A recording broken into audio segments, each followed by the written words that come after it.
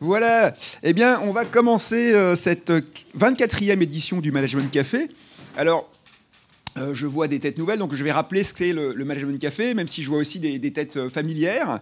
Le Management Café, c'est un événement qui se tient à peu près une fois par saison et qui est organisé par le CEBRIG, le Centre Émile Bernheim de recherche interdisciplinaire en gestion. Alors qu'est-ce que c'est que ce CEBRIG? C'est le centre de recherche de l'ULB qui s'intéresse à la recherche en gestion et qui regroupe des chercheuses, des chercheurs dans toutes les disciplines qui, d'une façon ou d'une autre, ont un lien avec la gestion. Ça peut être le marketing, la finance, la psychologie, la gestion publique, que sais-je encore. Mais il y a même des économistes, soyons fous. Et ce centre a été créé historiquement par un homme d'affaires visionnaire qui s'appelait Émile Bernheim, d'où le nom du centre. Qui avait une vision du rôle des entreprises dans la société et qui se posait des questions fondamentales sur l'avenir de la société. Et c'est à ce titre, pour répondre aux questions qui se posaient notamment, qu'il a créé le Centre Émile Bernheim. Et on lui doit encore de nos jours le soutien donc, non seulement on lui donne notre nom, le Centre Émile Bernheim de recherche interdisciplinaire en gestion, mais en plus on lui doit un soutien quotidien, parce que c'est grâce à la Fondation Bernheim qu'il a créé qu'on bénéficie du soutien administratif dont on bénéficie, mais c'est aussi grâce au soutien de la Fondation qu'on peut organiser les Management Cafés. Donc c'est grâce à Émile Bernheim et la Fondation Bernheim que nous sommes tous là ce soir. Alors, pourquoi est-ce qu'on a eu l'idée de ces Management Cafés? C'est parce que même si la rumeur n'a pas couru très très loin, les sujets qui sont traités par les chercheuses et les chercheurs du CEBRIG sont des sujets qui sont intéressants. En tout cas, chacune et chacun d'entre nous a tendance à se passionner pour ce qu'ils font. Et on s'est dit qu'il était dommage de le garder pour nous et qu'il serait bienvenu d'organiser une fois par saison un événement qui nous permettrait de partager des idées, des résultats qui viennent de nos travaux. Et on s'est dit aussi que comme la gestion était une discipline appliquée, il serait judicieux de faire appel non seulement à des chercheuses et des chercheurs, mais à des praticiennes et des praticiens. Et c'est pour ça que cet événement prend toujours la forme d'une discussion avec un praticien et une praticien et un chercheur ou une chercheuse. Et donc, si je parle d'une discussion, c'est qu'il ne s'agit pas d'un exposé, mais bien d'une discussion, d'une interaction, et ce qui fera le succès de l'édition de ce soir, eh bien, ça sera la quantité, mais aussi la qualité, j'en doute pas, des questions, des commentaires, des remarques que vous aurez fait. Donc ne nous laissez pas seuls, ça nous évitera un silence inconfortable. Voilà. Alors, donc c'est vraiment vos interventions qui comptent. Intervenez. Alors, avant de passer au cœur du sujet, je dois remercier, je l'ai déjà fait, mais je le répète, la Fondation Bernheim, l'Université libre de Bruxelles, évidemment, toute l'équipe du CEBRIG, Hélène et Brune qui sont là, Véronique aussi, et bien entendu nos invités que je présenterai dans un instant après avoir présenté notre sujet, le thème de la soirée. Alors ce soir, nous souhaitons aborder un sujet qui suscite de vives réactions. Les intelligences artificielles. Le monde a été captivé récemment par un pape en doudoune de marque et par la disponibilité d'un robot capable de répondre à toutes nos questions et même de rédiger des dissertations. Ouais. Alors, ces avancées technologiques ont suscité autant d'espoir que de craintes, et c'est dans ce contexte que nous nous interrogeons. Les intelligences artificielles ne sont-elles qu'un nouvel outil ou bien représentent-elles davantage ? Nous nous demandons également si ces intelligences risquent de supplanter les humains dans de nouvelles tâches. Quel impact auront-elles sur notre manière de travailler et d'interagir au sein des entreprises? Et n'oublions pas une question cruciale. Alors, en fait, j'ai jamais eu le fin mot de cette question cruciale parce que ce que je viens de lire, en fait, a été créé par ChatGPT cet après-midi, à qui j'ai demandé de faire la présentation à ma place. Et il a cru bon de s'arrêter en plein milieu de la question cruciale. Voilà, alors vous avez peut-être vu venir le tour de passe-passe. Voilà, peut-être que j'étais moins enjoué que d'habitude, je ne sais pas, en tout cas c'est à vous de juger. Quoi qu'il en soit, plus sérieusement, on assiste depuis notamment le lancement de ChatGPT à un enthousiasme, un intérêt incroyable pour ces fameuses intelligences artificielles. Et ce qui est frappant, c'est qu'elles étaient déjà parmi nous avant l'apparition de ChatGPT. Hein.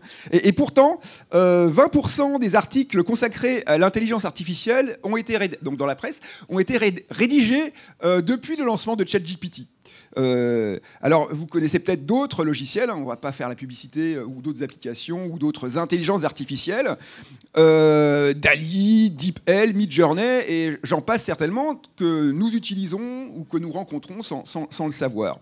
Alors, ces intelligences, elles suscitent des inquiétudes. Il y a un rapport qui a été publié par Goldman Sachs, par la banque Goldman Sachs, selon lequel 300 millions d'emplois risquaient de disparaître du fait de l'apparition des intelligences artificielles. Alors, est-ce qu'on pourrait observer des effets similaires à ceux qui ont été observés, notamment dans le cas des robots ? Il y a un article très intéressant que je vous recommande de Daron Acemoglu et Pasquale Restrepo qui est sorti en 2020 dans le Journal of Political Economy et qui montrait comment la robotisation dans un bassin d'emploi avait affecté à la fois le taux d'emploi dans ces bassins d'emploi, mais aussi les salaires. Alors, on se dit, bah voilà, les robots, c'était peut-être un type de travail, mais peut-être que l'intelligence artificielle va en toucher d'autres, qui pourraient être d'ailleurs les nôtres, hein, à nous qui sommes ici ce soir. Alors, certains de ces arguments, certaines de ces craintes rappellent la grande histoire des Ludites, si vous vous souvenez de ce mouvement de protestation qui a eu lieu au début du XIXe siècle en Angleterre, lorsque des ouvriers s'en sont pris au métier à tisser parce qu'ils se sentaient, à juste titre d'ailleurs, remplacés par ces métiers à tisser. Alors, sommes-nous les John Ludd du XXIe siècle ? C'est la question qui se pose. Peut-être qu'il y aura des emplois nouveaux, peut-être que ça va nous rendre plus efficaces. C'est pas à moi de répondre à cette question, mais c'est justement à nos invités. Et bon, pour répondre à ces questions-là, eh bien, nous en avons deux. Notre praticien, Louis de Disbar, qui est éthicien de la technique et consultant, et qui vient de publier avec Olivier Sibony un ouvrage intitulé, ça tombe bien, « Liker sa servitude, pourquoi acceptons-nous de nous soumettre au numérique ?» Et je pense qu'il y a difficilement plus numérique que l'intelligence artificielle. Notre deuxième invité, qui est professeur à la SBSEM, à Solvay, donc l'ULB, et qui est membre du CEBRIG, et où il dirige le centre de recherche, Center for European Research in Microfinance, et le centre d'études économiques et sociales de l'environnement, voilà, c'est de l'anglais et du français, Marek Hudon, qui est là, et qui apportera le contrepoint scientifique à nos interventions. Voilà, donc je passe tout de suite la parole à Louis de Disbar. Voilà le micro. Et donc, sommes-nous les John Ludd du XXIe siècle ? C'est dur pour rentrer en matière quand même, c'est lourd comme question. Alors en tout cas, moi non. Je peux en tout cas parler en mon nom. Je pense qu'effectivement, les Ludites, c'est quand même une révolution importante. Ça a été quand même très violent comme mouvement, etc. Et je pense que c'est en tout cas quelque chose que je partage avec Marek. Je ne suis pas technophobe. Je pense qu'il y a effectivement une façon de repenser le rapport à la technologie, et c'est entre autres ce que je fais dans mon ouvrage et dans mes travaux. Mais je ne pense pas qu'il faille tout supprimer, annuler ChatGPT, etc., etc. En revanche, moi, ce qui m'intéresse, c'est d'essayer de repenser notre rapport à la technologie. Alors, peut-être pour commencer, moi, je voudrais juste en lever la main. Qui a déjà scrollé pendant une demi-heure sur LinkedIn, Facebook, Instagram, le réseau que vous choisissez, et puis qui après s'est dit « Ah merde, là, je viens de perdre 30 minutes. » Voilà, super. Qui a déjà pris son téléphone pour regarder la météo et en fait a passé 10 minutes sur son téléphone, a rangé son téléphone et s'est dit « Ah mince, en fait, quel temps il fait ? J'ai pas du tout regardé la météo. » Donc, alors, bienvenue, vous êtes au bon endroit, on va un peu parler de tout ça. Et moi, c'est ça qui m'intéresse. Et c'est ce qui a inspiré plusieurs choses, ce qui a inspiré la citation de Sartre, l'utilisation plutôt de la citation de Sartre qu'on a mise dans l'entame de ce soir, qui est intelligence artificielle, à moitié complice, à moitié victime, comme tout le monde. Alors évidemment, Sartre n'a pas parlé d'intelligence artificielle, c'est bien dommage, il y aurait sûrement plein de choses à dire, mais ce qui m'intéresse là-dedans, c'est justement ça. Et alors peut-être pour expliciter et ouvrir quelques pistes de réflexion sur lesquelles on pourra revenir par la suite, quand je dis à moitié victime, c'est C'est parce qu'effectivement, il y a tout un environnement autour. Il y a une phrase que j'aime bien, qui est beaucoup utilisée aux États-Unis, qui dit « Don't hate the player, hate the game ». C'est à la base une phrase plutôt dans l'univers du sport et qui dit voilà, si jamais un joueur joue selon les règles du sport, par exemple un footballeur qui joue la montre, bon, bah, c'est difficile de lui en vouloir, il fait juste son boulot. Effectivement, ça a été utilisé dans pas mal d'endroits, et notamment aujourd'hui, Facebook. Don't hate the player, hate the game. La façon dont Facebook monopolise l'attention, génère des mécanismes d'addiction, etc. Tout cela se fait en grande partie dans la légalité. Don't hate the player, hate the game. Et là je me permets d'ouvrir peut-être deux portes. D'une part, une première qui est de réfléchir ensemble sur les objectifs très mercantiles, très financiers des entreprises, d'essayer de comprendre un peu comment est-ce que ça peut dynamiser certains outils. Et puis à côté, l'autre outil qui est celui de la régulation. Don't hate the player, hate the game. Peut-être qu'on pourrait changer le game. Et donc, dans ce cas-là, qu'est-ce qui existe? Alors, ce qui est super, on en discutait avec Johan juste là, c'est qu'il y a un article, j'allais dire tous les jours, à peu près toutes les heures, qui sort là-dessus, quelque chose dont on peut parler sur la régulation, etc., etc. Et après, à moitié coupable. À moitié coupable parce qu'il n'y a pas de coercition physique, en tout cas directe, des Meta, des Google, des différents, je dirais, grands du numérique pour nous forcer à utiliser notre téléphone. Personne... Quand vous avez scrollé pendant une demi-heure et que vous avez un peu regretté ce geste-là, personne ne vous a forcé là devant, sur vos toilettes, là comme ça, devant votre téléphone, vous étiez tout seul. Personne ne vous a forcé. Et moi, ce qui m'intéresse, c'est justement ça. Et c'est de se dire, mais est-ce qu'à un moment, il n'y a pas aussi quelque chose à faire soi-même, et au lieu de reporter un peu la faute sur l'autre, et là on rejoint en plus la réflexion sartrienne, de se dire, bon, bah, voilà, au lieu de dénoncer un peu l'autre, dire, voilà, mais quel est notre propre rapport à la technologie et comment est-ce qu'on peut repenser ça? C'était une longue réponse pour une petite question, mais donc John Ludd, j'espère pas. En revanche, il y a quand même beaucoup de choses à penser. Merci beaucoup. Marek, Udon?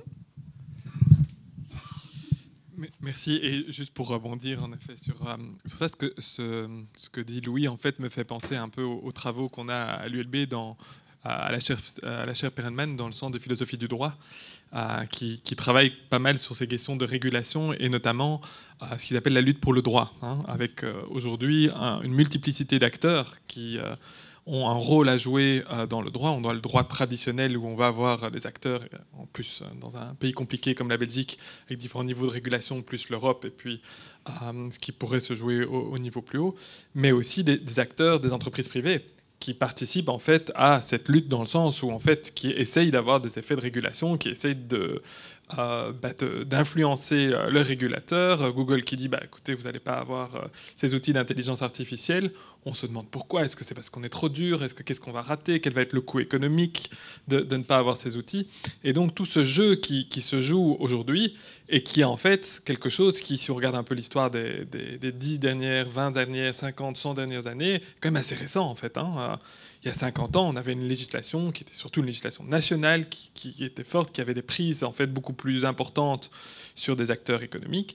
Aujourd'hui, on a cette mise en concurrence en fait, et l'intelligence artificielle est un exemple, mais il y en a bien d'autres évidemment, qui fait qu'on se pose un petit peu la question de quel est le bon acteur, à quel niveau de régulation il faut aller, qu'est-ce qu'il faut réguler, au risque sinon en effet, ces 300 millions de pertes, que ce soit plus chez nous que chez d'autres. Est-ce qu'on peut se permettre de dire non à Google aujourd'hui ou aux GAFAM? Et donc ça, c'est cette réflexion, comme je suis en la casquette de l'académique ici, mais c'est cette réflexion qui est en fait assez bruxelloise, pour pas dire assez ULBiste, et qui est assez intéressante, les travaux de Benoît Friedman et de toute son équipe sur la lutte contre le droit. Et pour faire le lien avec la gestion, par exemple, il parle de ça notamment par rapport aux agences de notation, qui sont des acteurs centraux, qui sont dans cette lutte financière en fait pour le droit, de savoir finalement qui a le pouvoir aussi aujourd'hui au niveau financier. Est-ce que c'est les banques? Est-ce que c'est le régulateur financier? Est-ce que c'est les agences de notation qui vont donner une note finalement aux entreprises, mais aussi aux États, vont être en fait ce point de contrôle qui permet finalement et qui a une force qui est non négligeable. On s'est encore vu il y a quelques semaines à quel point la Wallonie avait peur d'avoir sa note qui descendait et donc du coup de sa dette qui allait augmenter et tout ce qui se passe. Et de la même manière, là, on va se retrouver, à mon avis, avec l'intelligence artificielle, avec des débats assez similaires d'une question régulatoire qui est essentiel par rapport aujourd'hui à nos droits privés. Hein. C'est de la question notamment RGPD et de qu'est-ce qu'il va tourner dans ces outils d'intelligence artificielle en termes de données privées, avec toute l'attention économique. Hein. On en parlera sans doute un peu plus tard, mais les implications économiques sont sans doute non négligeables au niveau de l'entreprise, même plus largement. Voilà. D'accord. Alors, est-ce qu'on a une première réaction? Est-ce que l'une ou l'un d'entre vous se sent le prochain John Ludd ou Jeanne Ludd, éventuellement, se sent menacé par à passer beaucoup de temps avec son GSM à regarder un réseau social, le regrette, ou en contraire s'en réjouit? Oui.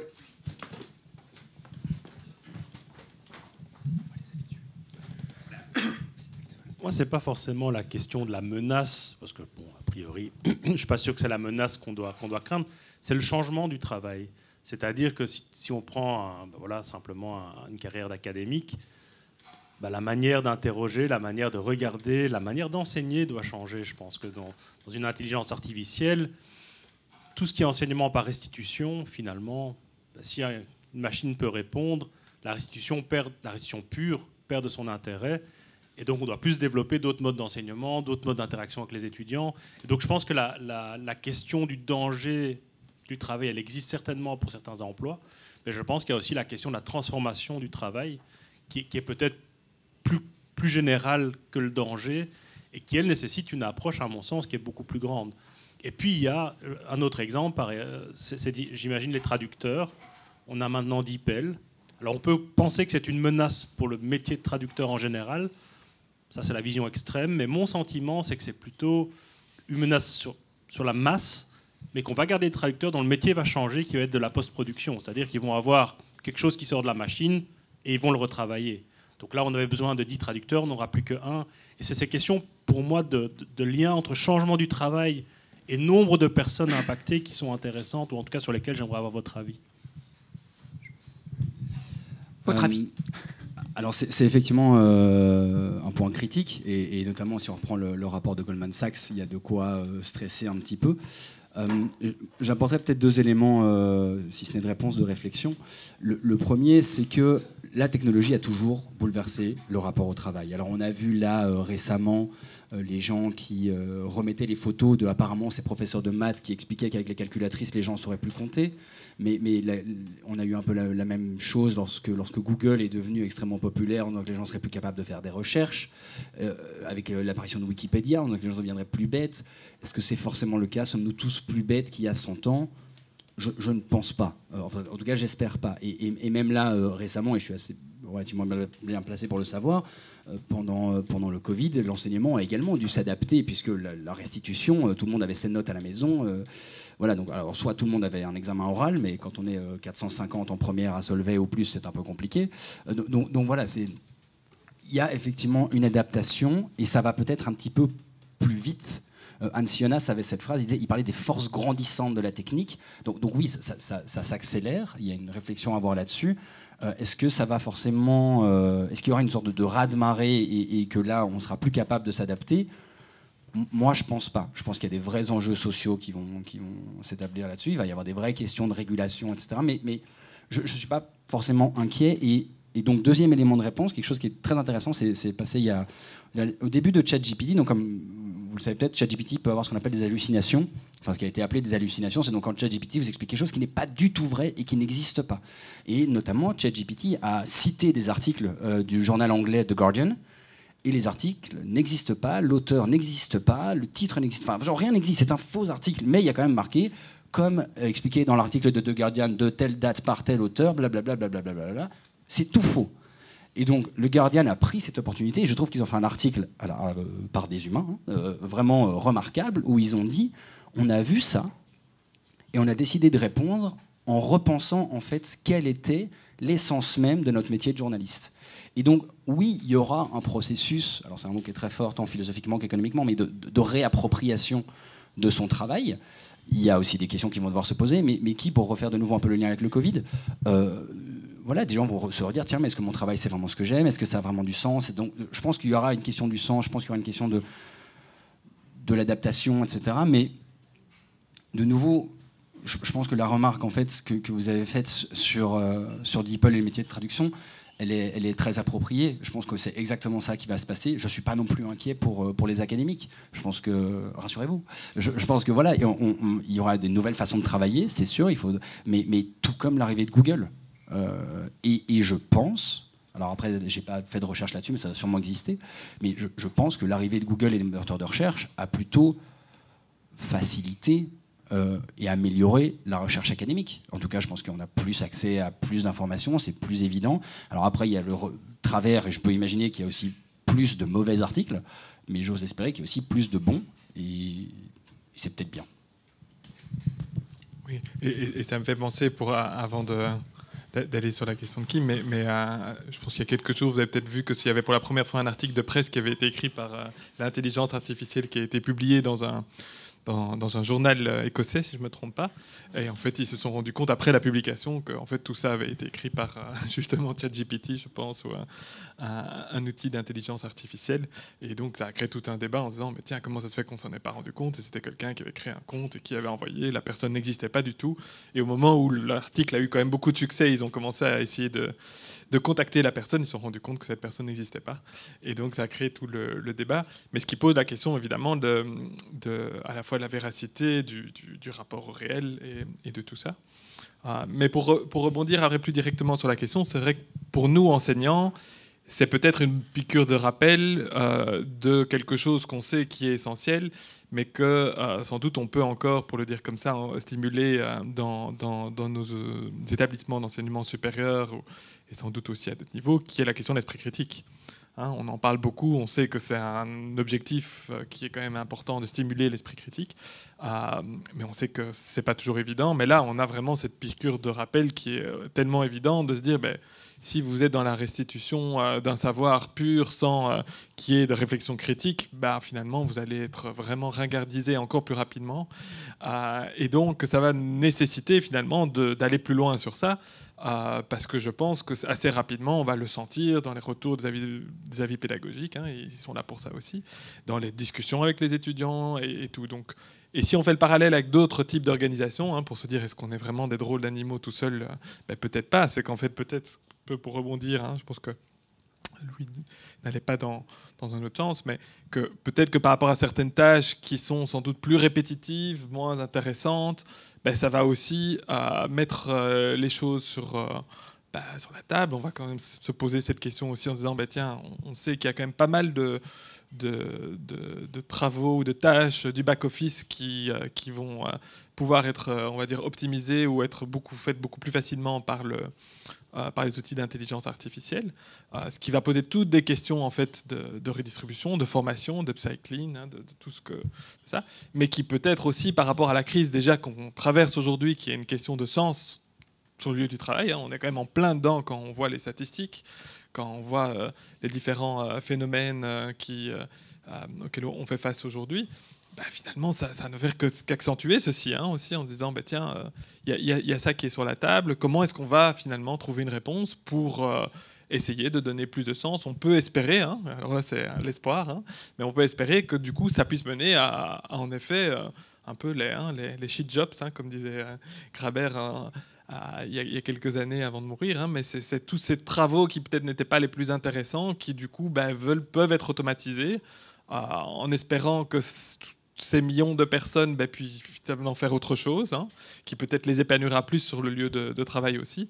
Mais ça pose en tout cas cette question sur cette évolution sociétale de manière ou d'une autre. Oui. Et je rebondirais juste sur un exemple que j'ai vu passer sur LinkedIn, je crois, il y a quelques mois. Donc, comme quoi, moi aussi, je suis asservi à mes réseaux sociaux. Mais d'une professeure de droit public, je crois que c'est à l'université de Namur, qui avait dans son enseignement décidé elle avait posé une question à ChatGPT. Et la question était, je crois, pourquoi dit-on que la Belgique est un État fédéral? Pris la réponse et avait demandé à ses étudiants de critiquer la réponse, qui, on s'imagine, connaissant la complexité du système belge, était vraiment très à côté de la plaque. Et effectivement, quelle est la note que les étudiants auraient donnée à ChatGPT? Pourquoi? Qu'est-ce qui manque? Etc. C'est aussi une façon très intéressante, en tout cas, d'adapter son enseignement. Voilà.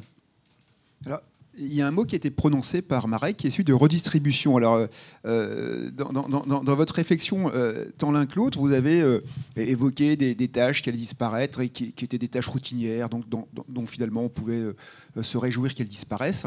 En même temps, ces tâches sont occupées par certaines personnes dont les compétences, dont la formation ne va peut-être pas permettre de passer à une autre tâche. On peut aussi imaginer que à l'échelle d'une entreprise et peut-être à l'échelle de l'économie dans son ensemble, l'apparition de techniques nouvelles amène à concentrer des entreprises, à partager différemment la valeur ajoutée entre le travail et le capital. Et ça peut amener des réactions qui... d'abord, ça peut dégrader la situation de certaines personnes, améliorer la situation d'autres personnes et se traduire par des tensions. Alors, est-ce que dans votre réflexion, vous avez envisagé ces phénomènes de redistribution au sein de la société ? En un sens, on risque tous d'être affectés par l'intelligence artificielle. Certains d'entre nous pourraient l'être de façon positive, d'autres de façon négative. Qu'en pensez-vous ? Allez, je me lance. C'est compliqué comme question et on pourrait passer 15 management café juste sur cette question. Alors, d'abord, moi, je ne crois pas à une sorte de théorie de grande annulation, grand remplacement de tout le monde par une intelligence artificielle. Voilà, il y a cette phrase qu'on dit beaucoup, c'est l'intelligence artificielle ne va pas vous remplacer. Quelqu'un qui utilise l'intelligence artificielle pourrait vous remplacer, mais une IA qui vous remplace comme ça du jour au lendemain, non. Donc moi, je m'intègre un petit peu là-dedans. Je ne pense pas que du jour au lendemain, il y a 200 millions de personnes qui vont se retrouver jobless parce qu'il y aura l'intelligence artificielle. Alors peut-être que petit à petit, certaines tâches vont disparaître et donc on pourra repenser certaines choses, mais je ne pense pas que vraiment des emplois entiers vont juste disparaître du jour au lendemain.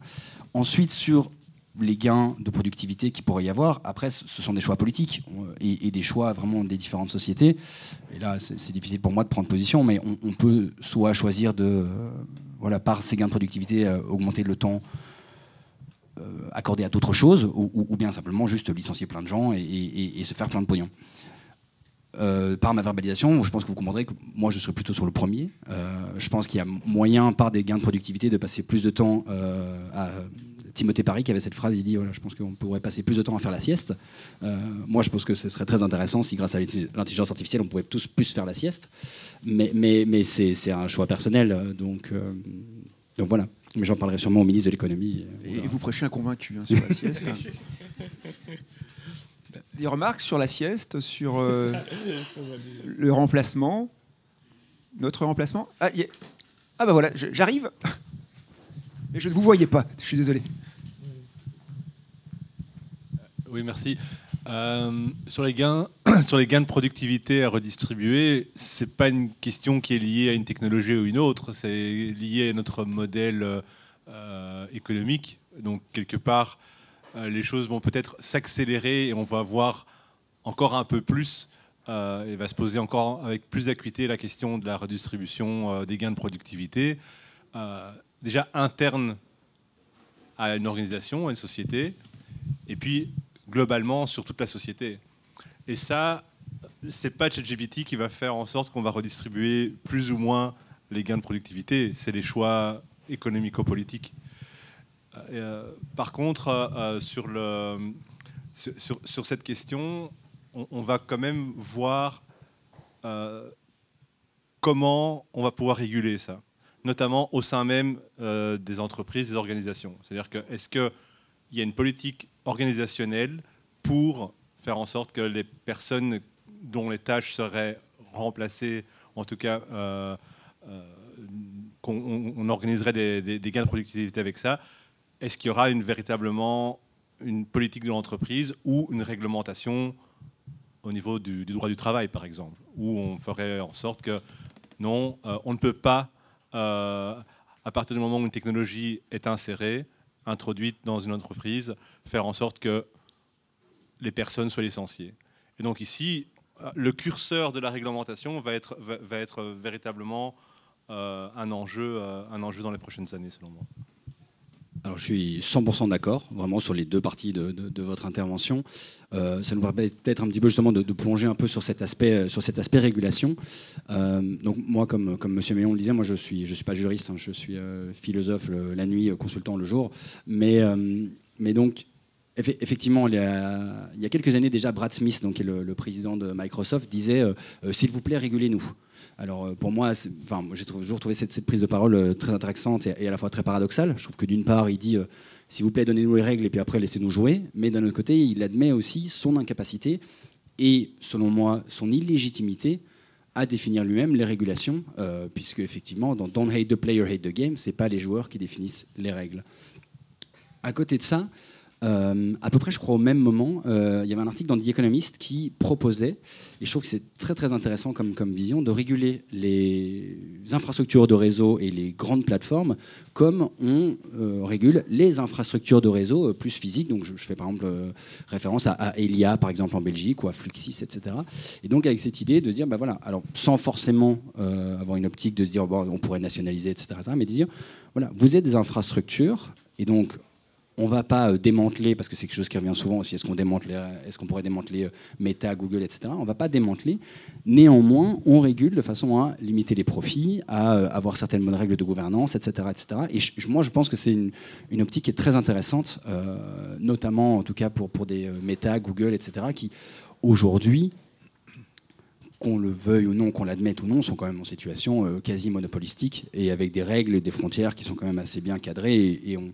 Voilà, alors à part TikTok qui est un peu venu foutre le bazar dans tout ça, chacun connaît un peu son territoire et n'empiète pas trop sur le territoire de l'autre. Donc on serait plus du coup dans une question des commons un petit peu liés à l'intelligence artificielle ou un peu les services d'intérêt généraux. Peut-être pour rebondir sur ça et en faire le lien aussi avec la dernière question, bon, il y a évidemment la possibilité d'aller au niveau du droit du travail, mais on en est quand même assez loin, j'ai l'impression, en termes de réflexion par rapport à ça. Mais d'un autre côté, la question que ça pose, pour en discuter par exemple avec quelques amis entrepreneurs, c'est, pour revenir sur la question du back-office, la compta, un ami qui me dit, voilà, ils sont 4-5 dans mon back-office à faire la compta, à mon avis, dans quelques mois, je pourrais en avoir qu'un, grâce à ces outils-là. Hein, et donc, qu'est-ce que je fais ? De la même manière qu'on a ça sur quelquefois des grosses boîtes où moi j'ai entendu aussi quelqu'un qui m'expliquait, en fait, avec la taille qu'on a, on pourrait aussi avoir des outils d'optimisation fiscale qui nous permettraient encore de diminuer notre niveau d'impôts, de taxation effectif, ou de payer moins d'impôts, pour le dire comme ça.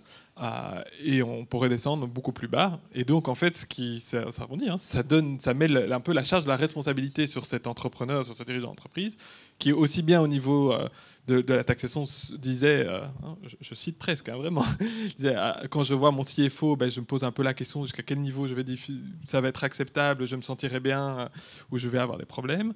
Et de la même manière, par rapport à l'intelligence artificielle, oui, par rapport à toutes ces tâches-là, est-ce que je vais demain annoncer qu'ils ne seront pas 4 ou 1 dans 5 ans, ou est-ce que je vais en garder 2 parce que quand même celui-là, il y a les questions, etc. Et les débats qu'on a ici me font penser en fait à un sujet sur lequel on travaille pas mal pour l'instant, l'unité de recherche, qui est la transition juste, qui n'est pas la transition digitale, mais en fait, vous allez voir qu'il y a quand même des parallèles, qui est la question de la transformation de notre système économique pour qu'on aille vers une neutralité carbone, ou en tout cas vers quelque chose qui... vers un monde qui est beaucoup plus respectueux du vivant, des limites planétaires, etc. Et dans le débat qu'il y a au niveau de la transition juste, on pense beaucoup aux questions de la redistribution. En fait, c'est la même chose. En fait, ceux qui vont perdre leur boulot à cause de cette transition, c'est souvent des gens qui sont peu qualifiés, pour rebondir sur ce que disait Pierre-Guillaume, et qui, en fin de compte, on sait, on va devoir reformer ceci. S'il y a bien un consensus dans les débats sur la transition juste en Belgique aujourd'hui, c'est cette question de la formation. Même si on en fêtera assez peu, c'est ça aussi. Et donc c'est toute cette question, on rebondit sur la question de la distribution.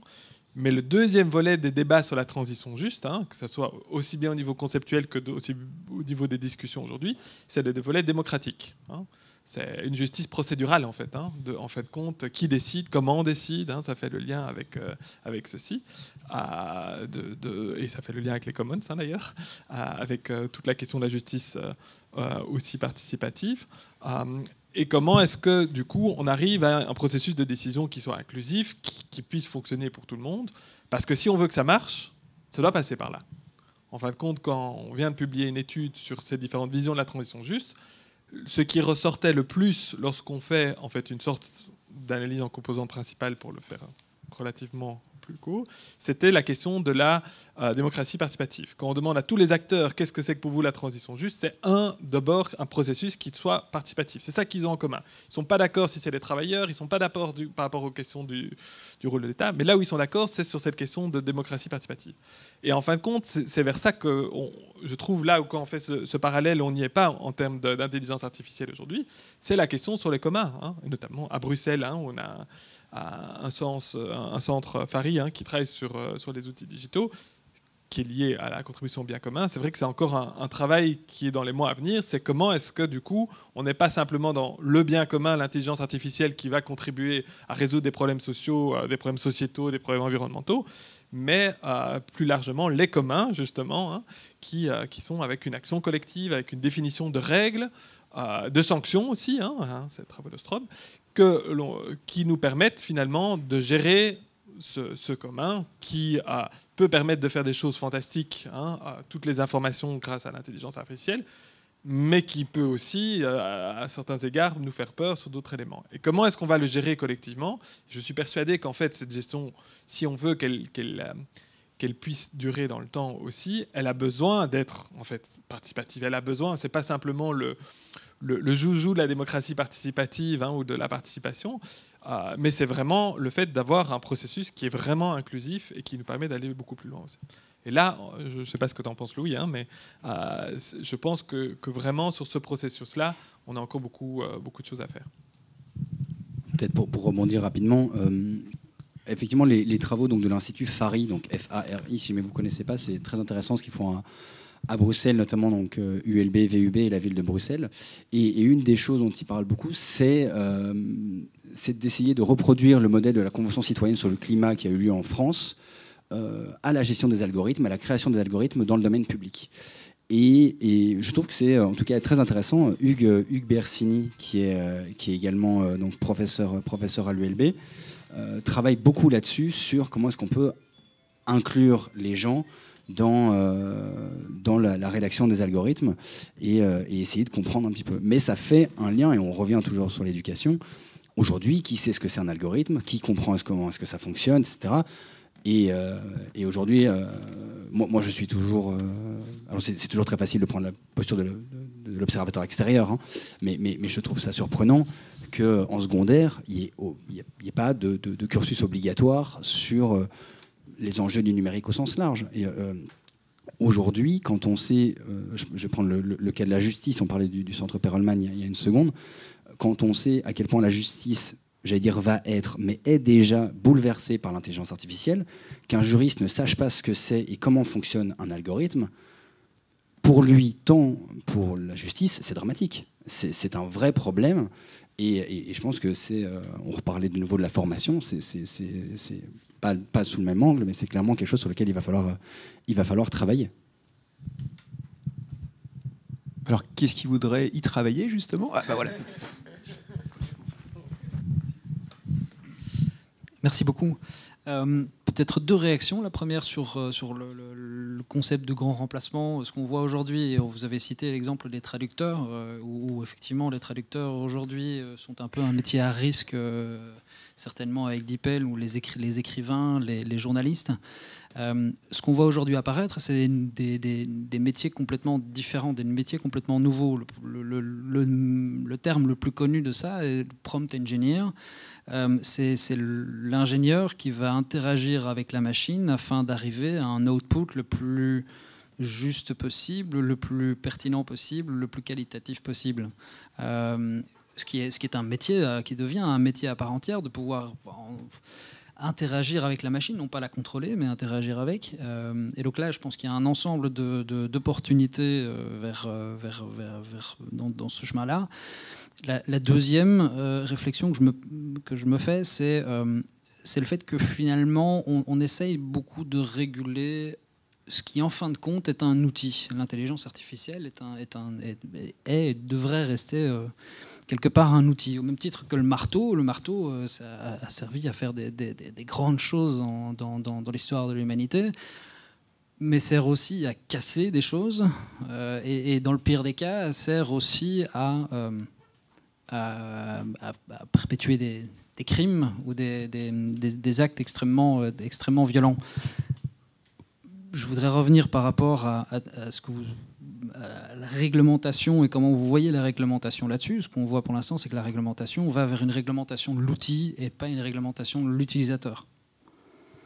Donc on va réguler l'outil, on va définir des fonctionnalités que l'outil devrait avoir. On ne va pas réglementer l'usage qui en est fait. Voilà un petit peu vos retours, vos éclaircissements à propos de ça.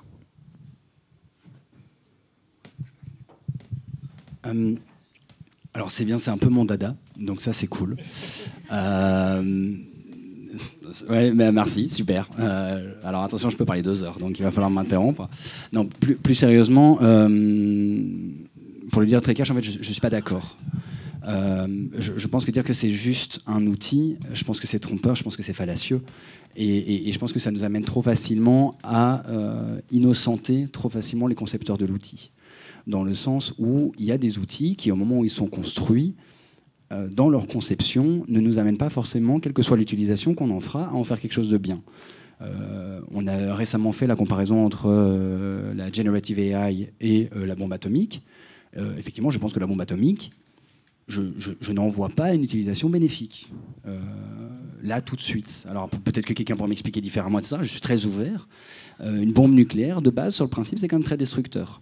Et donc, notamment, et j'invite à lire à ce propos le philosophe français Jacques Ellul, ou même, il n'aimerait peut-être pas que je dise ça, mais son disciple Éric Sadin, récemment, qui explique que la technologie n'est jamais neutre. Elle est toujours porteuse d'une certaine vision du monde. On a d'ailleurs deux chercheurs brillants en Belgique, sont Thomas Berns et Antoinette Rouvroy, qui ont écrit sur la gouvernementalité algorithmique et sur le fait que toujours la technique cherche, en tout cas aujourd'hui, à nous devancer d'un pas, à produire des comportements de par leur conception. Donc déjà, ça, pour moi, je pense que c'est dangereux, et je ferai même le lien avec on en parlait d'ailleurs au cours de Marek, le slogan de la NRA aux États-Unis, donc National Rifle Association, donc le lobby des armes, qui dit « Guns don't kill people, people kill people ». Et donc, entre guillemets, voilà, un flingue, c'est juste un outil, vous savez, et après, on verra.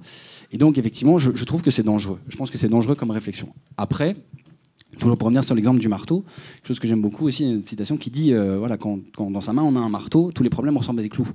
Et donc effectivement, si à un moment vous êtes là en me disant non mais de toute façon ça c'est juste un outil, et donc voilà, on va tout voir sur comment est-ce que cet outil va pouvoir résoudre ça. Donc ça c'est vraiment 2 choses que je trouve dangereuses, et je pense qu'il faut, et de façon vraiment cruciale, réguler la conception de l'outil. Yann Lequin, qui est donc le Chief AI Scientist, prix Alan Turing, un homme absolument brillant, mais que j'aime beaucoup contredire, et alors que vraiment on est quand même sur 2 échelles. Enfin, je veux dire, lui et moi, c'est vraiment. Mais qui disait, lui, donc évidemment, il est porté sur l'intelligence artificielle, sur le développement plus, et il dit non, mais arrêtez de vouloir tout réguler. On ne pourrait pas. On va réguler par la suite. Il donne comme exemple, il est impossible d'inventer la ceinture de sécurité avant d'avoir inventé la voiture. Et donc, sur le principe, je ne suis pas contre cet argument. Néanmoins, on peut décider d'interdire la commercialisation de toute voiture avant d'être certain que ce qui pourrait être, entre guillemets, évité grâce à une ceinture de sécurité n'arrive plus. Et donc, je pense que c'est donc de nouveau un argument un peu fallacieux de dire non, mais vous en faites pas, quand on verra comment ça va merder, on va réguler, on va revenir en arrière. Moi, j'aimerais bien qu'on évite de merder. Ça, c'est une première partie de réponse. J'allais dire, je peux parler longtemps. Et deuxième partie de réponse, évidemment, il faut réguler les usages. C'est certain. Je pense que c'est sûr. Néanmoins, c'est déjà dès la conception, on limite les usages, c'est déjà très bien. On pense dans l'AI Act, là pour le moment, donc l'Union européenne voudrait interdire complètement la reconnaissance faciale par intelligence artificielle. Bah, si jamais déjà vous interdisez ça, après, quels que soient les usages qui puissent être faits, en fait, ces usages ne sont pas possibles. Donc on ne va pas commencer à dire non, mais il y aurait moyen que, machin. Non, ça, c'est juste pas possible. Après, il y a des technologies auxquelles il va falloir penser. Pour revenir sur le management, qui est aussi donc un sujet qui nous occupe, il y a quelques années, il y avait un outil qui est sorti notamment qui est sorti en plus en plein pendant le Covid, qui disait C'est un outil d'intelligence artificielle qui permet de monitorer, on va dire, à distance vos employés et de voir comment ils se sentent. Et donc de dire, selon le ton de leur voix en télétravail, selon la force de frappe sur les touches du clavier, selon l'heure à laquelle ils connectent, etc., on peut voir est-ce qu'ils sont, oui ou non, à l'approche du burn-out. Voilà. Bon. Là, je ne vois pas un mal direct, mais je vois plein d'usages qui pourraient être vraiment, vraiment très messed up. Et donc là, effectivement, il va falloir réguler les usages pour s'assurer typiquement qu'on ne tombe pas dans une dystopie où votre manager vous dirait, écoute, l'outil me dit que tu n'es pas au bord du burn-out, donc s'il te plaît, continue à bosser. Pas terrible. En revanche, effectivement, si l'outil est capable de vous dire, attention, Louis ou Marek va vraiment pas bien, je peux le déceler par telle chose, oui, bah, c'est super. Si ça peut être une aide au management, je pense que c'est plutôt bénéfique. Donc c'est une longue réponse pour une petite question. Et donc voilà, pour résumer, 1, non, je ne pense pas que la technologie soit neutre.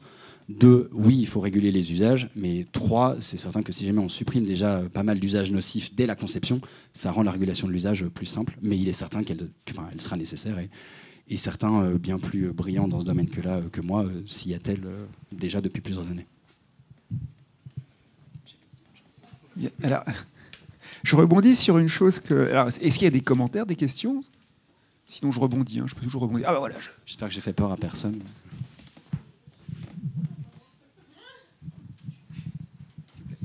Oui, j'avais une question sur l'investissement public, puisque en fait, on voit beaucoup de sociétés privées qui investissent pas mal dans l'intelligence artificielle et dans ses usages, mais dans quelle mesure aussi le public devrait investir, lui, dans ce type d'outils, aussi pour pas devoir acheter les solutions toutes faites du marché. Donc un peu est-ce qu'il y a un peu dans cette réflexion le public-privé qui joue aussi par rapport à l'intelligence artificielle? Est-ce que vous avez des idées là-dessus? Merci. Si vous savez où trouver de l'argent, je suis sûr que l'Europe sera preneuse. Après, c'est sûr qu'aujourd'hui, en tout cas, les échelles prêtent plus à sourire ou voire même à pleurer. Je crois que l'Europe a décidé de débloquer 250 millions sur les 5 prochaines années pour la recherche en IA. Je crois que c'est le budget d'un trimestre chez Google, voire d'une semaine. Une semaine, j'exagère, mais les échelles ne sont pas comparables. Donc effectivement, c'est compliqué et ça rend, je pense, la nécessité de partenariat public-privé assez évidente. Parce qu'il y a des capacités de recherche et même on a une fuite des cerveaux, alors certes de l'Europe vers les États-Unis, mais je pense que même aux États-Unis, du public vers le privé, voilà, qui font que ces entreprises offrent des challenges et payent comme malheureusement peu de gens le peuvent.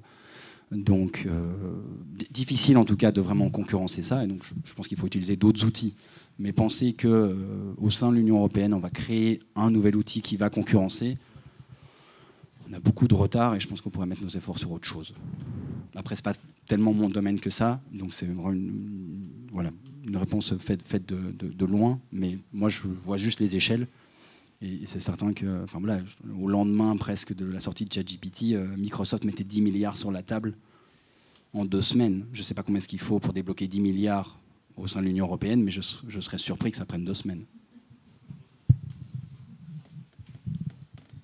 Il faudra poser la question au Berlaymont. Alors, est-ce une question en ligne?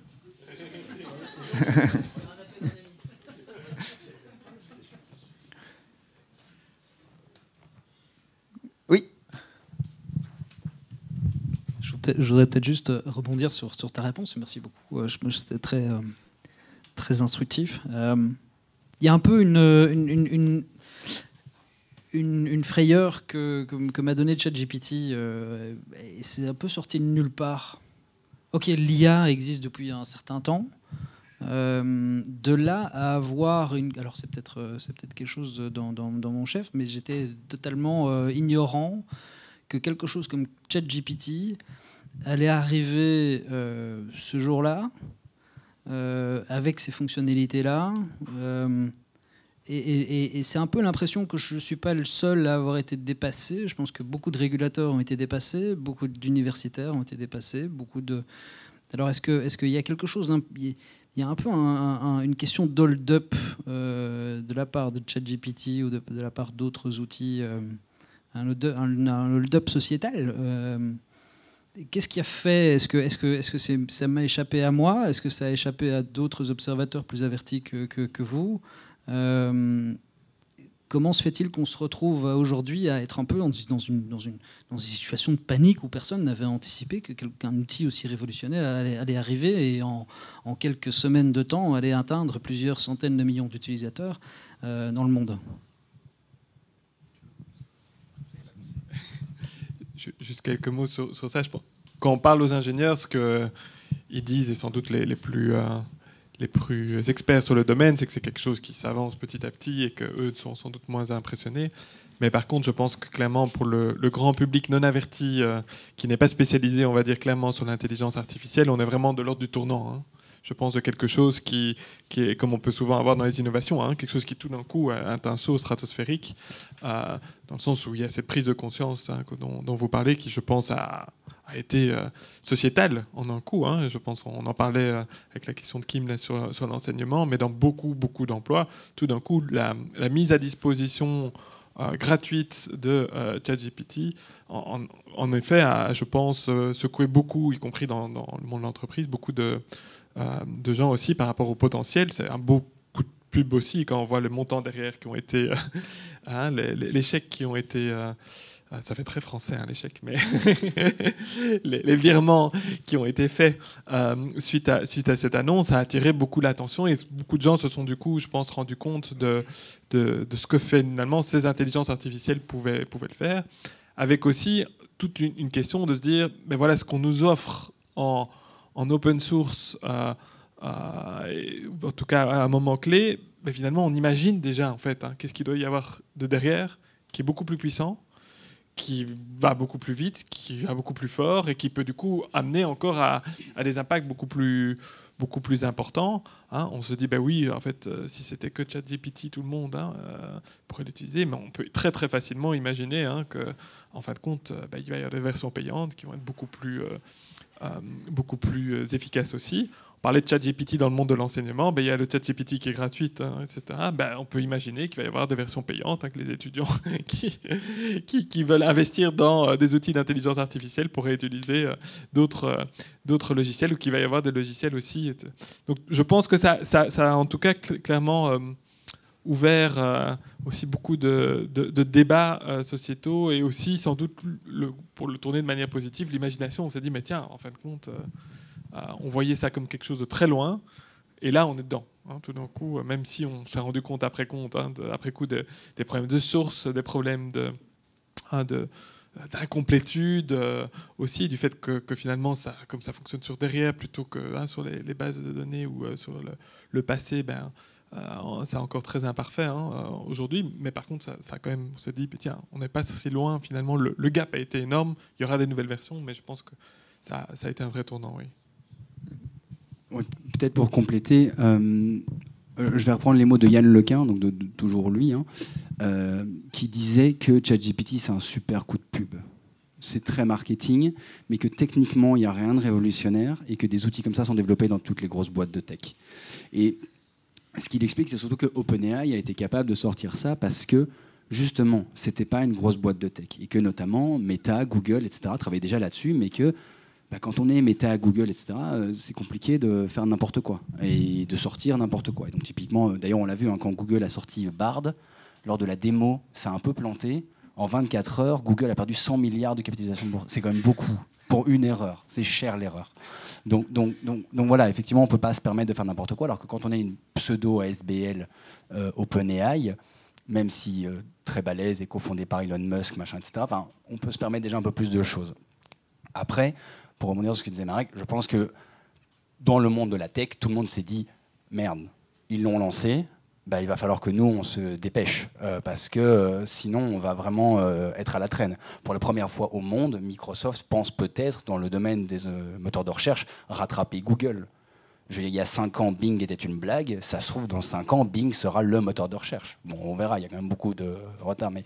Donc, première chose, c'est ça. Deuxième piste de réflexion, peut-être, pour revenir sur ce que disait Marek aussi, comment ça se fait, à quel moment c'est OK de lancer un outil aussi puissant sans aucune mesure de sécurité au monde entier? Tout le monde a eu accès à ChatGPT. Tout ce qu'il fallait, je crois, c'était une adresse mail, même pas d'adresse mail, un numéro de téléphone et un nom, je crois. Je crois que c'était à peu près tout. Et tout le monde a eu accès. Un outil aussi puissant, est-ce que c'est OK voilà, moi j'ai pas de réponse là tout de suite.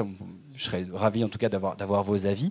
Mais voilà, pour un outil aussi puissant qui bouleverse autant, on aurait pu espérer un peu plus de précautions.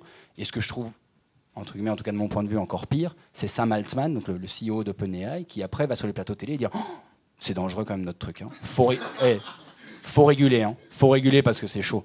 C'est très très puissant, faut réguler. Penser avant, ça aurait été super. Donc voilà, c'est ça ce que je critique un petit peu dans une sorte d'un peu d'hypocrisie de la Silicon Valley. C'est voilà, lancer un truc très très puissant et dire hey, quand même faites attention. La tartufferie du monde, de la technique, ma foi, c'est peut-être pas aussi révolutionnaire qu'OpenAI. Dans les discussions que vous aviez, il y a deux choses qui m'ont semblé apparaître, mais de façon implicite, et puis sur lesquelles je voudrais avoir votre avis. La première, c'est que peut-être qu'une des raisons de ChatGPT, c'est l'extraordinaire simplicité de la prise en main. C'est extrêmement naturel. On s'adresse à cette application comme on parlerait à une personne humaine. D'ailleurs, avec une tendance qu'on peut avoir, enfin que j'ai repérée dans des discussions informelles, même un tout petit peu ce soir, c'est de les personnaliser, de parler de ChatGPT comme si c'était une personne douée de raison, de sentiments, qui nous agace, mais qu'on aime bien. Donc ça, c'est une première chose. Il y a une facilité d'emploi qui est spectaculaire, que les mêmes algorithmes n'avaient pas lorsqu'ils étaient, je présume, manipulés par des informaticiennes et des informaticiens professionnels. Là, vous savez écrire, et à ma connaissance, ChatGPT est très compréhensif avec les fautes d'orthographe, donc vous n'avez même pas besoin de savoir très bien écrire, et vous pouvez utiliser ChatGPT. L'autre question qui est apparue peut-être de façon plus explicite dans la discussion, c'est qu'on parle en mai 2023, avec une version de ces outils, mais qu'il va de soi que ça va s'améliorer. Et que des choses que ces intelligences ne sont pas capables de faire vont être mieux, ou qu'elles font mal, ou de façon imparfaite, vont se faire mieux par la suite. Alors, donc, dans cette dimension-là, quelque chose de proche de nous et en même temps qui est appelé à évoluer et à devenir plus puissant. Qu'est-ce que vous avez à nous dire ? Peut-être sur la première partie, sur l'anthropomorphisme, en plus j'ai écrit une chronique là-dessus sur pourquoi est-ce que les gens disent bonjour à ChatGPT. Alors c'est vrai que quand vous regardez les screenshots d'échanges avec ChatGPT, il y a beaucoup de hello ChatGPT, bonjour ChatGPT, est-ce que tu pourrais s'il te plaît Il est lui-même très poli. Hein. Il est lui-même très poli, c'est vrai. Ou elle-même d'ailleurs, parce que de façon c'est quand même pas défini. Et d'ailleurs je pense pas que il ou elle se définisse. Néanmoins, voilà. Donc après, pour revenir sur ce que vous disiez, l'anthropomorphisme, c'est quelque chose qui a toujours existé. Notamment, il y a un article qui date de 1965 qui traite de ce qu'on a appelé l'effet ELISA.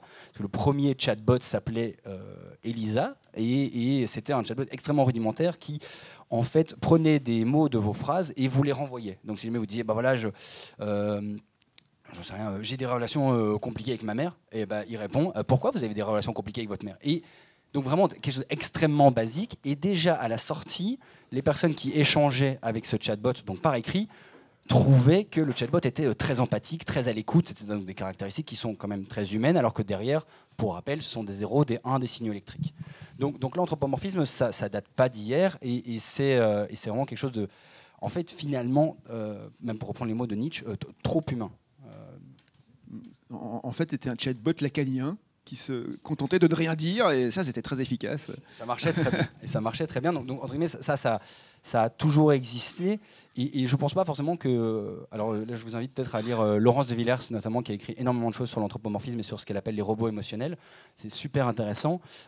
Et sur voilà, le rapport qu'on peut avoir avec les robots. Mais même aujourd'hui, vous pouvez vous créer un ami sur Replica. Voilà, vous pouvez créer un ami, vous pouvez lui donner un genre, un prénom, et c'est parti. Et, donc voilà, ce sont des choses qui existent. Je suis dubitatif, mais ça existe. Ça existe, et souvent avec la technique, il n'y a pas de marche arrière. Donc à partir du moment où ça existe, ça existe. Il y a un article hyper intéressant du San Francisco Chronicles qui revient sur un jeune homme qui a créé ce qu'on appelle un deadbot. Et donc ça veut dire que dans une version antérieure de GPT, il a nourri l'algorithme de tous les messages et de la personnalité de son ex-fiancé qui était décédé pour continuer à discuter avec elle. Et il explique que ça l'a aidé dans son processus de deuil, que c'était très fort, etc. Moi, ça me laisse très circonspect, mais juste pour que vous sachiez, ça existe. Alors, c'est également l'épisode 3 de la saison 2 de Black Mirror, mais voilà, toute ressemblance, ce serait que pure coïncidence. Mais il n'empêche, voilà, ce sont des choses qui existent dans la technologie et there's no going back.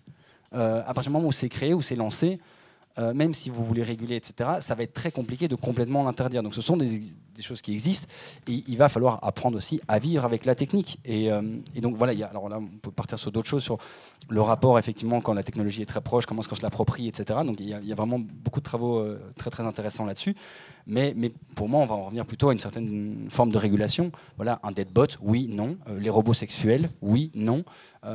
Et surtout aussi, comment est-ce que ces robots sont créés et tous les biais qu'ils portent. Typiquement aujourd'hui, une grande partie, même les assistants vocaux sont généralement des femmes avec des voix de femmes, avec des prénoms de femmes. Pourquoi ? Parce que souvent les ingénieurs sont des hommes et que du coup ils créent des machines qui leur plaisent. Ce sont des choses, voilà, c'est conscient, c'est des choses qui existent vraiment. Les robots, si jamais vous voulez vous créer une amie, voire même une amie érotique sur Replica, généralement elle a un physique très avantageux. Tout ça, c'est très compliqué. Et de nouveau, peut-être pour terminer sur cet exemple qui, moi, m'a beaucoup choqué, mais voilà, si jamais vous écrivez en anglais The doctor and the nurse arrived at the hospital, but she was late. Who was late? Évidemment, le ChatGPT vous répond The nurse. Parce que nurse, c'est évidemment féminin, alors que docteur, c'est sûrement un homme. Mais si jamais vous répondez The doctor and the nurse arrived at the hospital, but he was late. Who was late? The doctor was late. Et donc, de nouveau, j'en reviens sur est-ce que la technique est neutre? Pas du tout. Donc voilà. Donc l'anthropomorphisme, peut-être pour un peu synthétiser, je pense que c'est quelque chose qui est présent. Je pense qu'il faut en avoir conscience. Et après, effectivement, c'est qu'est-ce qu'on fait avec ça. Et donc, d'une part, dans nos usages personnels, s'il vous plaît, faites-vous plutôt des amis au management café plutôt qu'en ligne. Première chose. Merci beaucoup. Pierre Guillaumeon est une vraie personne. Ce n'est pas un avatar. Mais aussi, à côté de ça, qu'on sache. Mais aussi, à côté de ça, voilà, à partir du moment où c'est là, comment est-ce qu'on régule au-delà des usages personnels? Et ça fait écho, en fait, à des, comme on est aussi des chercheurs, à des réflexions qu'on avait eues historiquement par rapport à tout ce qui est la fintech, notamment, hein, donc l'utilisation d'outils digitaux aussi pour des récoltes de fonds ou autres, qui est le fait que ça a un risque, qui était plus qu'un risque au début, mais de réplication, en fait, d'inégalités préexistantes. Hein, c'est-à-dire qu'en fait, à travers ces outils-là, ChatGPT va se baser sur le passé, sur des choses qui existent. Et en fait, qu'est-ce qui va se passer? C'est que les inégalités préexistantes, elles risquent d'être... ça, c'est un cocktail derrière. Elles risquent d'être amplifiées ou de... Voilà. Par exemple, le fait que des femmes qui sont... relativement pauvres dans certains pays vont être exclus financièrement, hein, donc pour faire le lien avec nos recherches, c'est ça que ça risque de créer, c'est parce qu'en fait, à travers des screenings en fait, financiers, qu'est-ce qui va se passer? C'est-à-dire qu'il y aura une attention particulière à ces dossiers-là aussi. Et donc ça, c'est en effet un des enjeux vraiment aussi de tout ça, c'est d'essayer de penser ça, hein, de prévoir ça et de gérer ou de mettre en place un certain nombre de pratiques liées à ça.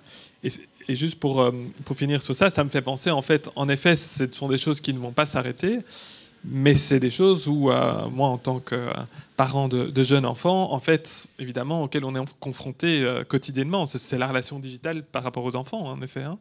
Parce que, évidemment, ça va exister. Évidemment, tout ça sera disponible. Et on est bien sûr que sans doute que nos enfants vont être vite confrontés à ça.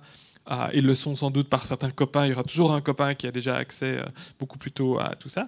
Et puis, ça pose la question, en effet, de quelles vont être les règles ou comment est-ce qu'on va, du coup, éduquer, quelle va être la relation qu'on va essayer d'enseigner ou de faire passer, quel message par rapport à nos enfants. Hein. Là, je ne parle plus de nos étudiants, mais je parle de nos enfants à la maison.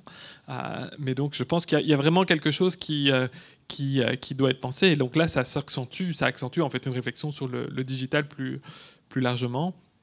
Et là, il y a encore beaucoup de choses aussi à faire. Hein. Quand on pense en fait à ceci, on a cette conscience-là.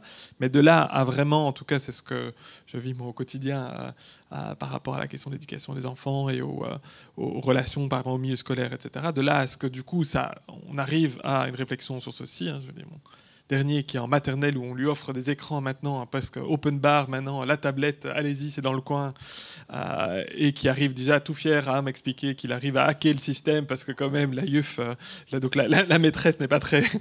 et que du coup, il arrive à aller jouer sur la tablette au fond. Et donc, on voit le côté, l'intérêt de la digitalisation, hein, du digital learning, etc. Mais voilà, ça peut aussi, c'est pas fake tout ça, hein.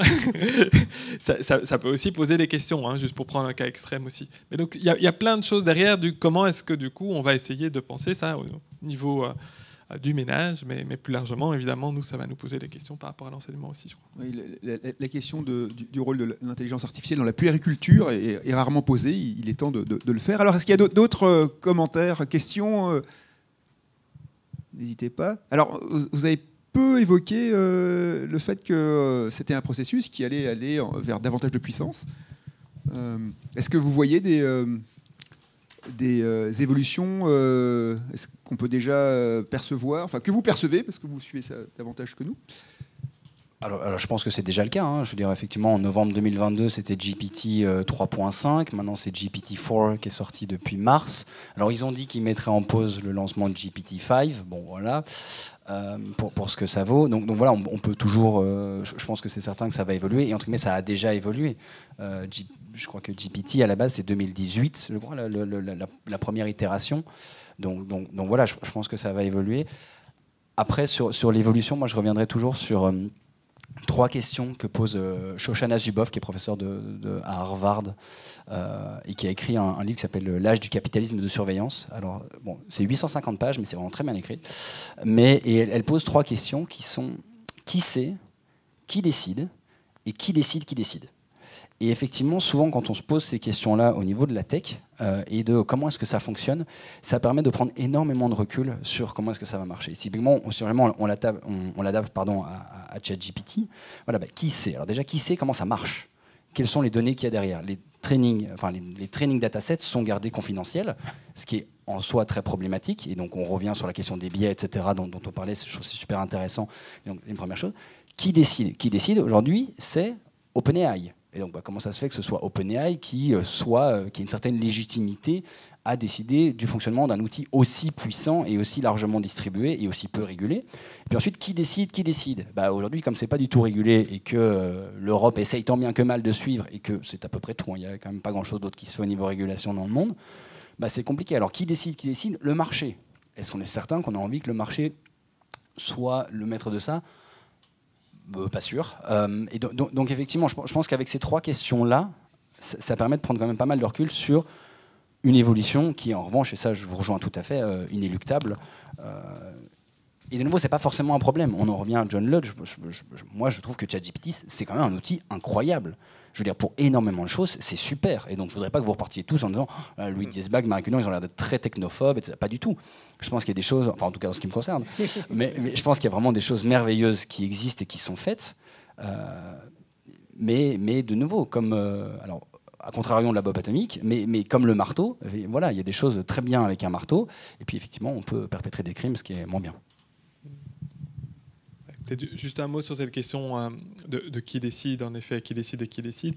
L'enjeu, et pour faire le lien encore avec l'actualité et des recherches à l'UNIF sur ça, c'est dans ce processus participatif aussi, jusqu'où on met le curseur et jusqu'où on va. On voit, il y a peut-être que vous avez vu, il y a 2 jours, je pense que c'était même hier, les recherches de nos collègues politologues qui travaillent justement sur la démocratie participative, de l'ULB, la VUB, cette recherche, qui indique en fait, qui suggère en tout cas que les processus participatifs restent en fait assez liés, en tout cas, ou limités aux premières phases. En fait, c'est plus de la consultation, souvent.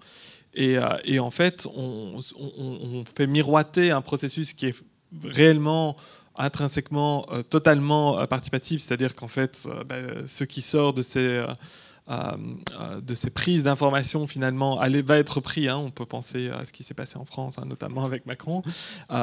Et puis derrière, il y a quand même aujourd'hui, selon cette étude-là, quand même beaucoup de déceptions sur l'usage qui en est fait. Et donc l'enjeu ici, pour faire le lien avec le débat du soir aussi, c'est qu'on ne soit pas uniquement dans une prise de participation avec un mail qui est envoyé et puis finalement des informations qui sont récoltées, et même si c'est un bon outil d'intelligence artificielle qui en fait un résumé, l'enjeu c'est que on aille plus loin dans je pense, dans ce processus, et qu'en fait je pense qu'on ait vraiment un processus délibératif, participatif, de bout en bout. Et c'est là sans doute où, quand je ferai l'écho à ce que je disais avant, on peut aller beaucoup plus loin que jusqu'ici, en tout cas, ma perception ou de mes informations, à quelque chose qui est plus de l'ordre de la prise de décision. Il y a une volonté bruxelloise, hein, on parlait du rôle du pouvoir public, on peut quand même se féliciter que dans le plan de relance européen, au niveau bruxellois, il y a la mise en place en effet de cet institut ULB-VUB-FARI, qui a pour but de réfléchir à ces questions. Hein. C'est la recherche et la réflexion, justement, pour essayer que ces outils d'intelligence artificielle aillent vers le bien commun. C'est l'investissement public, ici, et qui est sans doute nécessaire pour en tirer le meilleur, pour rebondir sur la perche de Louis, pour qu'en effet, de ces outils-là, on essaye d'avoir un maximum d'impacts sociétaux intéressants. Très bien. L'heure a tourné. Alors, une dernière remarque, une dernière question avant que vous couriez vers vos écrans. Voilà. Bonsoir. Mon prénom est Emmanuel. Je travaille dans la cybersécurité et je me suis un petit peu intéressé à l'AI. Donc j'ai une question qui me vient à l'esprit lorsque je vous écoute. Donc l'intitulé aujourd'hui, il y a un lien entre AI et éthique. Donc la question, ce serait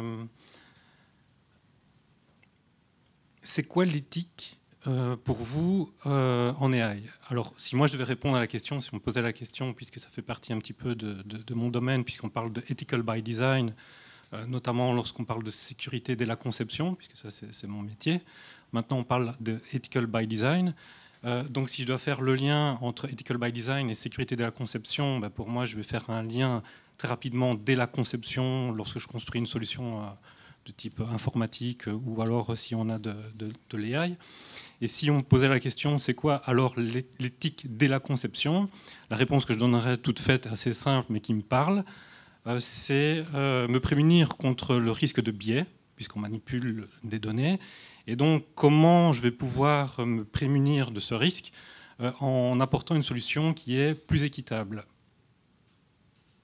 Et donc, la solution qui serait plus équitable, c'est une solution qui, puisqu'on manipule un certain nombre de données en grand volume, c'est d'avoir en fait une solution qui répond, lorsqu'on pose une question, à la réponse de manière qui serait équitable. C'est quoi cette réponse qui serait une réponse de manière équitable? C'est un peu l'exemple que vous avez donné par rapport au docteur ou à l'infirmière.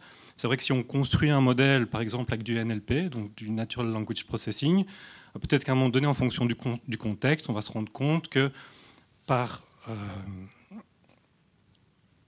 de manière historique, on a plus d'hommes dans certains métiers, et donc la réponse va être apporter du masculin dans le contexte de tel métier. Maintenant, si je reviens à la question de départ, pour moi, l'AI et l'éthique, c'est d'apporter une solution qui est plus équitable.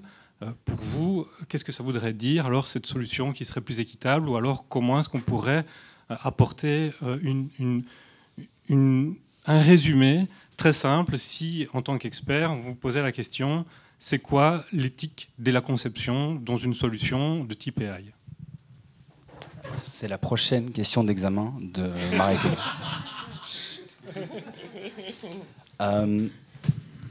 Alors, effectivement, il y a vraiment beaucoup de choses à dire. Et au-delà de ça, c'est même qu'est-ce que l'éthique directement. Donc, je vais essayer, comme en plus Pierre-Guillaume le disait, l'heure tourne, donc je vais essayer de répondre rapidement. En ce qui me concerne, mais de nouveau, je ne suis pas du tout majoritaire. Je tiens plutôt d'une éthique dite déontologique ou non conséquentialiste, et donc non utilitariste. Quand on aura un peu plus de temps, si vous voulez, je peux vous expliquer pourquoi l'utilitarisme c'est nul, mais voilà. Sinon j'explique très bien dans mon livre, mais donc voilà, on pourra en parler. Mais donc plus sérieusement, Emmanuel Kant a écrit un truc qui s'appelle la Fondation pour la métaphysique des mœurs, dans lequel il explique que la meilleure façon d'agir, c'est agir de telle sorte que tu traites l'humanité, non seulement dans ta propre personne, mais également dans celle d'autrui, toujours en même temps comme une fin, jamais simplement comme un moyen. Et donc en fait, ce qu'il veut dire là-dedans, c'est donc on ne peut jamais utiliser les gens comme des moyens, tout simplement. Et donc ça, que ce soit dans l'éthique des affaires, que ce soit dans l'éthique environnementale, que ce soit dans l'éthique de l'intelligence artificielle, moi je pense que quand tu as écrit ça en 1795, je pense qu'aujourd'hui c'est toujours profondément pertinent. Je crois que dans 100 ans ce sera toujours profondément pertinent. Donc au-delà de... Parce que dans votre question, il y avait... moi, la première question que j'avais, c'est vous dites plus équitable, mais par rapport à qui? Et pour qui? Et comment? Et c'est quoi l'équité? Et il y a aussi plein de travaux qui sont faits là-dessus. Je pense que Marek pourra en parler. Donc je trouve que parfois, c'est trop compliqué pour vraiment tenir ou avoir une réponse. Et donc, pour avoir une réponse, moi, je pense qu'en revenir aux bases... et Emmanuel Kant était un mec pas rigolo, mais quand même vraiment très très costaud. Et donc je pense que vraiment revenir sur agis de telle sorte que tu traites l'humanité toujours en même temps comme une fin, jamais simplement comme un moyen. Si jamais vous êtes capable de toujours, parce que c'est quand même ce toujours qui compte, si jamais vous êtes capable de faire ça, vous êtes pas mal. Un ange passe, Marek. C'était en tout cas une belle fin. Et on voit tout le côté humaniste des valeurs de Louis dans sa réponse aussi. Et c'est vrai que c'est sans doute la difficulté de la question repose derrière le fait que l'éthique ou l'équité, elle n'a pas une définition, elle repose sur des valeurs et qu'on a des valeurs différentes. Et donc on va ne pas être d'accord sur qu'est-ce qui est éthique de la même manière qu'on n'est pas d'accord sur qu'est-ce qui est équitable. Par exemple, quand on travaille sur la finance éthique, en fait, le terme en tant que tel n'a pas beaucoup de chance parce qu'en fait, on n'est pas d'accord sur qu'est-ce que c'est l'éthique. Et donc, certains vont dire qu'aujourd'hui, pour prendre un exemple un peu d'actualité, que donner des armes, c'est l'horreur. Et de l'autre vont dire produire des armes, c'est très bien parce que ça nous permet de nous protéger. Ce qui, il y a 5 ans, était vu, s'il y a bien une chose dans les fonds socialement responsables où il y avait un accord, c'était sur les armes. Et aujourd'hui, on voit que c'est remis en question, ou en tout cas qu'il y a des débats sur ceci. Et donc, ça évolue en plus. C'est ça que je vous dis. En plus, la conception évalue. Évidemment, Kant n'a presque pas pris de ride, mais l'éthique déontologique est toujours là. Et cette tension entre l'éthique déontologique et conséquentialiste n'est pas près, à mon avis, de s'atténuer. Mais juste pour prendre un exemple par rapport à ça, c'est les voitures autonomes. C'est pas exactement la même chose, mais on voit les liens aussi, et tous les débats qui nous attendent et qui sont déjà là, sur comment est-ce qu'on va finalement réguler ces algorithmes dans ces voitures autonomes s'il y a 2 personnes devant nous, est-ce qu'on va aller vers on va sauver le passager ou on va sauver le piéton? Est-ce qu'on va à partir de combien de personnes on va estimer qu'il ne faut pas faire tomber la tour Eiffel, etc., etc. Et donc ça pose plein de questions qui sont des questions éthiques et dont les réponses vont varier, et les données qu'on a sur les sondages sur ces mêmes questions sont assez... donc c'est une des leçons de mon cours d'éthique, en effet, que Louis a suivi il y a quelques années.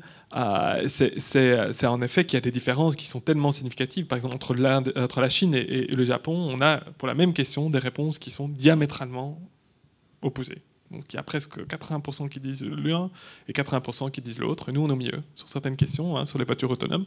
Et donc on voit que même si on se dit, tiens, la Chine et le Japon, c'est loin de nous, et donc l'Asie, les Asiatiques ont aussi des grosses différences, comme on sait qu'on est très différents des Français. Elle était facile, Pierre Guillaume. Et donc je pense que c'est très difficile d'avoir une réponse. Bon, juste pour pas, en 1 minute, pour pas complètement frustrer et avoir répondu à côté, je pense qu'en effet, ça pose la question, et ça passera à la réponse par une question procédurale. Donc, un processus. Donc, la réponse de l'éthique, c'est sur le processus. Sur des questions comme ça, c'est difficile de ne pas avoir de réponse par une éthique procédurale. La cybersécurité, vous êtes en plein dedans, évidemment, mais pas uniquement. En effet, je pense que l'enjeu aujourd'hui, par rapport aux défis qu'on a, c'est de dépasser une éthique procédurale ou d'une question de justice procédurale pour aussi aller, vous dites dans votre réponse aussi, la question de l'équité, c'est plus que la processus, sans mon doute aussi, c'est la question du bien commun pour finir cette question-là, d'aller vers des processus qui permettent d'avoir en tout cas un intérêt sociétal. Après, ça ne résout pas tout sur comment on a la question de l'équité dans cet intérêt sociétal, mais au moins, je pense que c'est important, oui. Bien, je crois qu'on va en rester là pour ce soir. Donc je vais remercier nos deux invités. Je vais remercier encore une fois la Fondation Bernheim pour son soutien qui nous a permis de nous voir ce soir. Je vous remercie toutes et tous d'être venus ce soir. Je crois que c'est une édition plutôt réussie en termes d'interaction, mais aussi de nombre de participantes et de participants. Je remercie par avance celles et ceux qui vont nous regarder sur YouTube lorsque la vidéo sera disponible. Donc merci pour le temps que vous avez passé avec nous. Et je vous dis à bientôt. À bientôt, ça veut dire probablement aux alentours de la rentrée pour la prochaine édition du Management Café. D'ici là, on va réfléchir au prochain sujet. Donc n'hésitez pas à nous en soumettre si vous êtes praticienne, praticien, que vous voulez vous exprimer, qu'au contraire, il y a un sujet qui vous intéresse et que vous aimeriez qu'il soit traité lors d'un Management Café. Nous sommes preneurs, hein, il faut se renouveler. Donc pour la 25e édition, il faudra qu'on trouve un nouveau sujet. Il y en aura peut-être une 26e et ainsi de suite. Donc venez vers nous. Vous pouvez nous suivre sur les réseaux sociaux, que ce soit Facebook, LinkedIn, j'en oublie, Instagram, il me semble, et puis évidemment le site du Centre Émile Bernheim de recherche interdisciplinaire en gestion. Vous êtes toutes et tous les bienvenus. Je vous remercie encore une fois et il ne me reste plus qu'à vous souhaiter une bonne soirée. Merci beaucoup. Peut-être juste un dernier mot pour remercier Pierre-Guillaume pour l'organisation et même plus largement pour toute l'énergie qu'il met dans ces management cafés. Je pense que c'est vraiment grâce aussi à toi et à Sandra que tout ça vit au jour le jour. Et faire un peu de pub commerciale pour le livre de Louis, parce que je pense que ça vaut la peine. Vraiment, moi, je l'ai parcouru, je l'ai presque fini, j'étais là, je vous promets. Et vraiment, ça vaut la peine si vous voulez aller plus loin. C'est vraiment instructif, c'est pédagogique, ça permet de bien poser le débat, donc je vous le conseille. Voilà. Et on en donnera la référence sur la page des Management Café, juste en dessous de la vidéo, avec un petit résumé de la soirée. Encore une fois, merci beaucoup à toutes et à tous. Merci. Louis, Marek, toutes et tous. Au revoir. Au revoir.